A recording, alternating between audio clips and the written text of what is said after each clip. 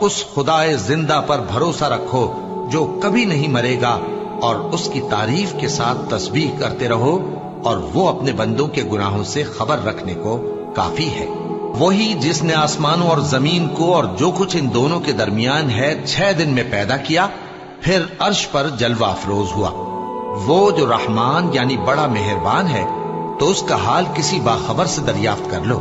اور جب ان کفار سے کہا جاتا ہے کہ رحمان کو سجدہ کرو، تو کہتے ہیں اور رحمان کیا ہوتا ہے؟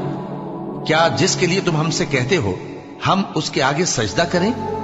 اور وہ اس بات سے اور بدکتے ہیں۔ بڑی برکت والا ہے وہ جس نے آسمان میں برج بنائے اور ان میں آفتاب کا نہایت روشن چراغ اور چمکتا ہوا چاند بھی بنایا۔ اور وہی تو ہے جس نے رات اور دن کو ایک دوسرے کے پیچھے آنے جانے والا بنایا۔